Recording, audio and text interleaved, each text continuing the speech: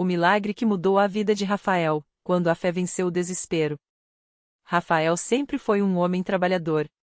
Aos 38 anos, ele sustentava a família como motorista de aplicativo em São Paulo, mas a vida não estava fácil. As contas se acumulavam, o carro precisava de conserto, e a pressão para dar o mínimo de conforto à esposa, Ana, e aos 2 filhos pequenos o deixava acordado até tarde, contando cada centavo. Mas o pior ainda estava por vir. Foi numa tarde de sexta-feira, depois de mais um dia exaustivo, que Rafael sentiu uma dor aguda no peito. A princípio, achou que era apenas cansaço, mas a dor não passava. Ao chegar em casa, mal conseguiu subir as escadas do prédio onde morava. Ana, assustada, o levou ao pronto-socorro mais próximo. Os exames foram rápidos e o diagnóstico, arrasador: Rafael tinha uma obstrução grave nas artérias do coração. O médico foi direto: Senhor, o senhor precisa de uma cirurgia de urgência. Se não operar nos próximos dias, o risco de um infarto fulminante é altíssimo. O mundo desabou. Rafael não tinha plano de saúde, e o SUS demoraria meses para marcar a cirurgia. Os orçamentos particulares que conseguiu eram astronômicos de R$ 50 mil, dinheiro que ele não tinha nem sonhando. Os amigos e parentes tentaram ajudar, mas era pouco diante do valor. Ana chorava todas as noites, e Rafael, que sempre foi forte, começou a se sentir derrotado. Como vou deixar minha família sozinha? Como vou pagar isso? Pensava, olhando para o teto do quarto, sem conseguir dormir. Foi então que sua vizinha, Dona Maria, uma senhora que frequentava a Igreja Universal do Reino de Deus, bateu à sua porta. Rafael, meu filho, eu ouvi falando do seu problema. Você já tentou buscar a Deus? Na minha igreja, eu já vi milagres que nem médico explica. Deixa eu te levar domingo, pelo menos para orar? Rafael, que nunca tinha sido muito religioso, quase recusou. Mas o desespero falava mais alto. Não tenho nada a perder, pensou. E aceitou. No domingo seguinte, Rafael entrou pela primeira vez na Universal.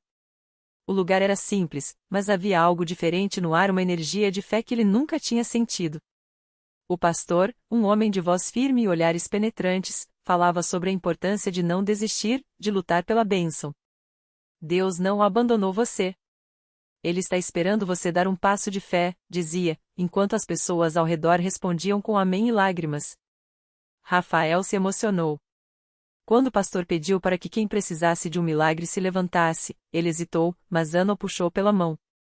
Vamos, amor. Não custa tentar. Eles subiram ao altar, e o pastor orou por eles, impondo as mãos e ungindo Rafael com óleo. Em nome de Jesus, eu quebro essa maldição de doença. O sangue de Cristo te purifica, te restaura. Você vai sair daqui curado. As palavras ecoavam no coração de Rafael, que sentiu algo estranho, uma paz que não fazia sentido diante daquela situação. O pastor então falou sobre a campanha dos 7 dias de jejum e oração, um período de fé intensa onde os fiéis se dedicavam a buscar a Deus com sacrifício. Se você quiser ver o milagre, tem que fazer a sua parte. Não é só vir aqui e esperar cair do céu. É lutar, é crer, é dar o passo de fé. Rafael saiu dali com um folheto na mão e uma determinação que não sentia há anos. Naquela noite, Rafael e Ana se ajoelharam juntos no quarto e oraram como nunca. Ele prometeu a Deus que, se fosse curado, seria fiel, daria o dízimo, participaria das correntes de oração, faria tudo o que fosse preciso.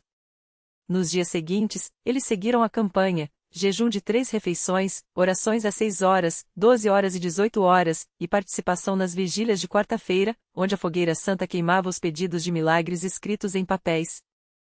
No 4º dia, algo inesperado aconteceu. Rafael acordou sem a dor no peito. No começo, achou que era imaginação, mas as horas passavam e a dor não voltava. Ele correu para o posto de saúde mais próximo e pediu um novo exame. O médico, surpreso, repetiu os testes. Não entendo. A obstrução diminuiu consideravelmente. É como se as suas artérias tivessem se aberto sozinhas. Rafael não contou sobre as orações, mas dentro dele, sabia, Deus tinha ouvido seu clamor. Mas o milagre não parou por aí. Na sexta-feira, durante o culto de libertação, o pastor fez um apelo: quem aqui precisa de um milagre financeiro, venha ao altar. Rafael, que ainda estava preocupado com as dívidas, subiu tremendo. O pastor orou com unção: o diabo roubou de você, mas Deus vai restaurar em dobro. Solte a oferta da fé. Com lágrimas nos olhos, Rafael deu os últimos R$ 200 que tinha no bolso, todo o dinheiro que sobrara do mês. No domingo seguinte, enquanto assistia ao culto online, porque Ana havia ficado doente e não puderam ir presencialmente, Rafael recebeu uma ligação. Era de um antigo cliente, um empresário para quem ele havia trabalhado anos antes como motorista particular. Rafael, lembra de mim? Pois é, estou precisando de um motorista fixo, com salário, benefícios e tudo. Você topa? O salário oferecido era o triplo do que ele ganhava no aplicativo. E mais, o homem adiantou R$ 5.000 para Rafael quitar as dívidas mais urgentes. No culto de testemunho da semana seguinte, Rafael subiu ao altar com Ana ao seu lado, chorando. Pastor, eu vim aqui para dizer que Deus é fiel. Eu estava perdido, doente, sem saída. Mas Deus me curou, me deu um emprego, restaurou a minha família. Não foi medicina, não foi sorte, foi o poder de Deus. A igreja inteira aplaudiu, e muitas pessoas se emocionaram, algumas até se levantando para também buscar seu milagre. Hoje, Rafael é dizimista fiel, participa das correntes de oração e até ajuda na distribuição de folhetos da igreja. Ele aprendeu que a fé não é passividade, é luta, é ação, é confiar mesmo quando tudo parece impossível. Muitas pessoas desistem porque não veem a resposta logo. Mas Deus tem o tempo dele. O que não pode é parar de crer, diz ele, sempre que alguém lhe pede conselho. E assim, a vida de Rafael se tornou um testemunho vivo de que, na Igreja Universal do Reino de Deus, os milagres não são lendas, são realidades para quem crê e age na fé. Porque quando o homem faz a sua parte, Deus faz a dele. E não há doença, dívida ou desespero que resista ao poder dele. A notícia do milagre de Rafael se espalhou rápido pela cidade. Muitos que o conheciam de vista, que viam aquele jovem sempre com a cabeça baixa e o rosto marcado pela preocupação, agora o encontravam sorrindo, com um brilho nos olhos que só quem experimentou a mão de Deus pode ter. Até os vizinhos, que antes o evitavam por causa das dívidas e das brigas em casa, começaram a perguntar: o que aconteceu com você, Rafael? Parece outro homem. Foi então que ele decidiu levar a mãe à igreja. Dona Maria, uma mulher de fé, mas desanimada depois de tantos anos de luta, resistiu no começo. Já rezamos tanto, meu filho. Não adianta mais. Mas Rafael, com a mesma determinação que o levou a buscar seu milagre, não desistiu. Mãe, não é só rezar. É crer de verdade. É ir lá e não sair sem a vitória. A senhora não viu o que Deus fez na minha vida? Dona Maria, com lágrimas nos olhos, acabou cedendo. No primeiro culto que foram juntos, o pastor falou exatamente sobre restauração familiar. Rafael sentiu o coração acelerar, era como se Deus estivesse falando direto com eles. Quando chegou o momento da oração, ele segurou a mão da mãe com força e, com voz firme, declarou: Senhor, a senhora já sofreu demais. Hoje, o diabo não vai mais roubar a paz da nossa casa. A igreja inteira orou com eles, e naquele dia, Dona Maria sentiu algo que não sentia há anos: esperança. Os dias seguintes não foram fáceis. As contas ainda estavam lá, os credores ainda ligavam, mas algo havia mudado. Rafael, que antes se escondia das ligações, agora atendia com calma: Deus está providenciando. A resposta já está a caminho. E não demorou. Uma semana depois, o gerente do banco, o mesmo que havia ameaçado tomar a casa, ligou com uma proposta de renegociação que parecia impossível. As parcelas caíram pela metade, e o prazo dobrou. Não entendo como isso foi aprovado tão rápido, disse o gerente. Rafael sorriu: Deus abençoou. Mas o maior milagre ainda estava por vir. O irmão mais novo de Rafael, que há anos vivia nas ruas, viciado e perdido, apareceu em casa um domingo de manhã, sujo, magro, mas com um bilhete amassado na mão: alguém me deu isso na rua. Disse que era para mim. Era um convite para a campanha dos 70 anos da Assembleia de Deus em São Paulo, um evento que a CCB estava apoiando. Rafael não pensou duas vezes. Levou o irmão ao culto, e ali, entre lágrimas e clamores, Pedro, que era o nome dele, entregou a vida a Jesus. Hoje, a família de Rafael é outra. A casa, que antes era um campo de batalha, virou um lugar de oração. Dona Maria, que mal conseguia sair da cama por causa das dores nas costas, hoje ajuda na cozinha da igreja nos dias de campanha. Pedro está há 6 meses sem tocar em drogas, trabalha como servente de pedreiro e, toda semana, leva um amigo diferente para ouvir a palavra. E Rafael? Além de dizimista, agora é obreiro. Ele mesmo diz: Deus não só me tirou do buraco, ele me deu um propósito. Hoje, eu vivo para mostrar para quem está desistindo que o impossível é só uma palavra para quem não conhece o poder de Deus. E assim, o que começou como um grito de desespero no altar da CCB se tornou uma corrente de bênçãos que não para de crescer. Porque quando uma vida é transformada, ela vira uma semente.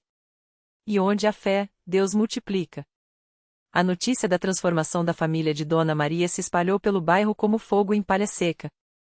Quem antes torcia o nariz quando eles passavam na rua, agora parava para perguntar: o que aconteceu com vocês? E eles, com os olhos brilhando, respondiam sem hesitar: foi Jesus na congada. Não eram palavras vazias, eram vidas que comprovavam. Um dia, o próprio dono da boca de fumo que vendia drogas para Pedro apareceu na porta da CCB. O homem, conhecido como a Caveira por causa da cicatriz no rosto, chegou suado, olhando para os lados como se estivesse sendo perseguido. O irmão que o recebeu nem piscou, só estendeu a mão e disse: Deus te trouxe até aqui por um motivo. Entra. Caveira entrou, sentou no último banco e chorou durante todo o culto. Naquela noite, ele entregou a vida a Cristo e, na semana seguinte, devolveu todo o dinheiro sujo que tinha em casa para a igreja. Hoje, ele é um dos irmãos mais dedicados na visitação aos presidiários, levando a mesma mensagem que o libertou: se Deus mudou um homem como eu, ele muda qualquer um. Mas as bênçãos não pararam por aí. A filha mais nova de Dona Maria, a tímida Ana, que desde pequena sofria com crises de ansiedade e não conseguia nem sair sozinha para comprar pão, começou a participar dos ensaios do coral infantil da CCB. No começo, ela tremia tanto que mal conseguia segurar a partitura. Mas as irmãs a abraçavam, oravam com ela e, aos poucos, Ana foi encontrando força. No dia da apresentação do coral na campanha de julho, ela não só cantou como liderou um solo que deixou todo mundo de boca aberta. Sua mãe chorava sem parar enquanto via a filha, que antes se escondia debaixo da cama durante as tempestades, agora de pé no altar, cantando com voz firme: Deus é fiel, Ele não desiste de você. Até o médico que atendia Dona Maria há anos, um homem cético que ria quando ela falava de cura divina, acabou indo a um culto por curiosidade. Ele chegou de terno, cruzou os braços e ficou observando tudo com desconfiança. Mas quando viu Pedro, seu antigo paciente viciado, agora de camisa da igreja e Bíblia na mão, testificando com lágrimas nos olhos, algo dentro dele se quebrou. Na semana seguinte, ele voltou dessa vez, não como observador, mas como alguém que queria conhecer aquele Deus que transformava pessoas tão profundamente. Hoje, ele é um dos intercessores mais fervorosos da congregação e, toda vez que atende um paciente desesperado, ele pergunta: você já tentou levar isso a Deus? A casa de Dona Maria, que já foi palco de brigas e desespero, hoje é ponto de oração do bairro. Toda terça-feira, as luzes ficam acesas até tarde, e quem passa na rua ouve cânticos e vozes unidas em súplica. Já foram salvas famílias inteiras ali, dentro daqueles 4 paredes que antes pareciam amaldiçoadas.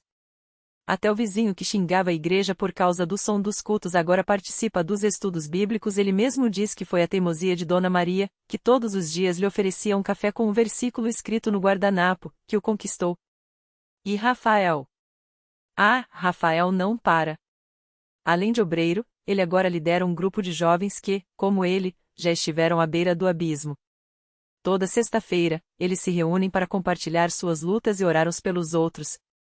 Um desses jovens, o Tiago, chegou ao grupo depois de uma tentativa de suicídio. Ele entrou na igreja arrastado pela mãe, com os pulsos ainda enfaixados e o olhar vazio.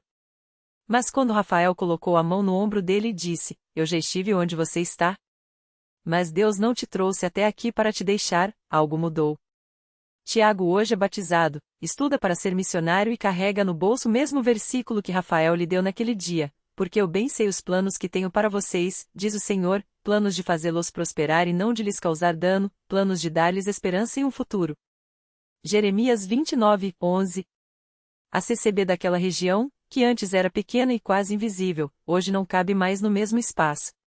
Tiveram que alugar o salão ao lado e ainda assim, nos cultos de campanha, a fila dobra a esquina. Não é propaganda, não é modismo, é o poder de Deus agindo através de vidas que ousaram crer. E o mais lindo é que nenhuma dessas histórias começou com pessoas perfeitas. Começou com gente quebrada, cansada, sem esperança, até que encontraram alguém que não desiste de ninguém. Porque milagre não é só cura de doença ou libertação de vícios, milagre é uma mãe que recupera a alegria de viver, um filho que volta para casa, um vizinho que troca a revolta pela paz, uma igreja que se torna família. E tudo isso começou com um grito no altar, uma lágrima derramada aos pés de Jesus e a certeza de que, quando o homem diz é impossível, Deus sorri e diz, espere para ver. E foi exatamente isso que aconteceu com a irmã Maria das Dores, uma senhora de 62 anos que chegou a CCB arrastando mais do que os pés inchados pelas varizes. Ela carregava um coração pesado como chumbo. Há 10 anos, desde que o filho mais novo, Rodrigo, tinha se envolvido com as drogas, ela vivia entre a oração e o desespero. Já tinha ido em todas as igrejas da região, já tinha feito promessas, já tinha chorado até não ter mais lágrimas.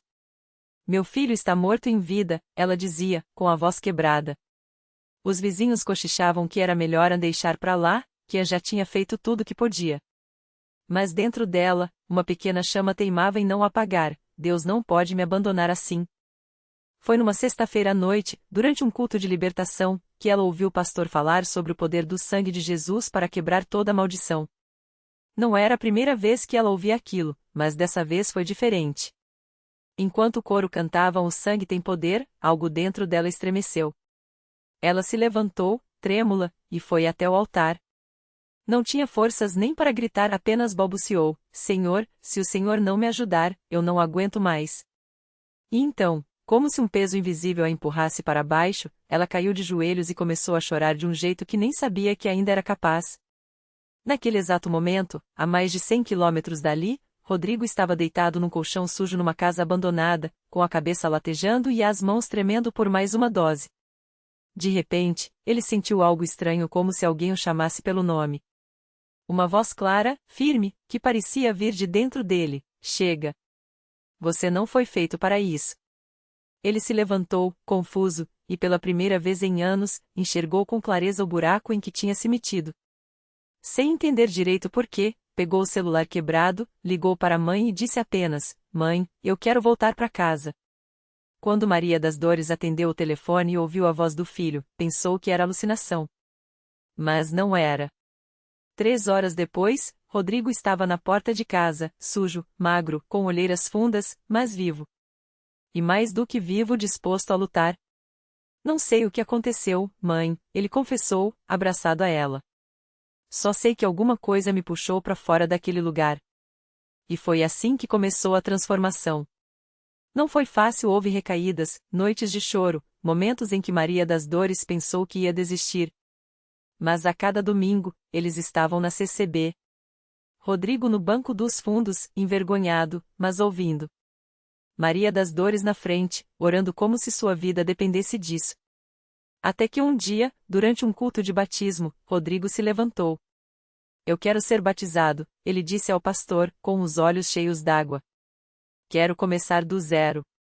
Hoje, 2 anos depois, Rodrigo é um dos jovens que ajuda a organizar os cultos da mocidade.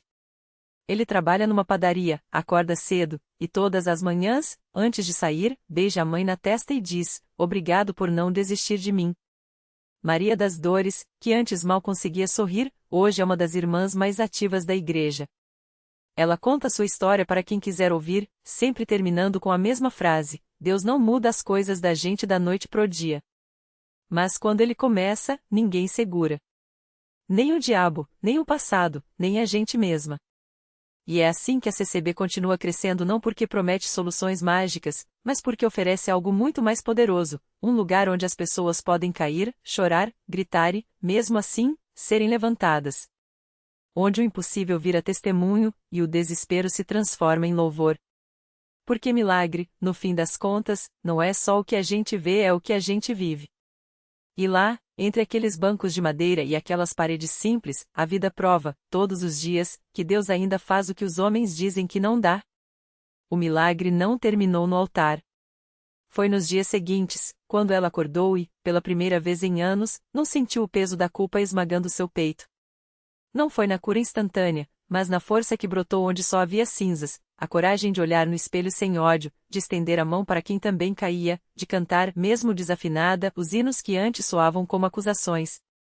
O milagre estava no processo, nas noites em que orou até o choro secar, nos irmãos que a abraçaram quando ela pensou que ninguém mais a queria, na Bíblia que abriu sozinha, tremendo, até encontrar versículos que pareciam escritos só para ela. Um dia, ela entendeu: Deus não a tirara do lixo para fazê-la de enfeite. Ele a transformou em farol. Agora, quando alguém pergunta como você conseguiu, ela responde com a mesma sinceridade dolorosa de quem sabe que a fé não é um passe de mágica: eu não consegui. Ele conseguiu em mim. E ainda está fazendo. Reflexão final. Milagre não é só o mar se abrir ou a doença sumir. Às vezes, é a mão que segura a sua quando você acha que vai afundar. É a voz que sussurra levanta quando você só quer desistir. É descobrir que, no meio do caos, Deus não está te observando de longe, Ele está reconstruindo você, tijolo por tijolo, lágrima por lágrima. Lição: a vida não muda porque a gente quer. Muda porque a gente entrega. E quando Deus põe a mão na massa, até as ruínas viram altar. Não importa quão quebrado você chegue, na CCB ou em qualquer lugar onde o amor de Cristo é real, você não será julgado pela sua queda, mas celebrado pela sua ressurreição. Porque o maior milagre não é nunca ter caído, é ter se levantado diferente.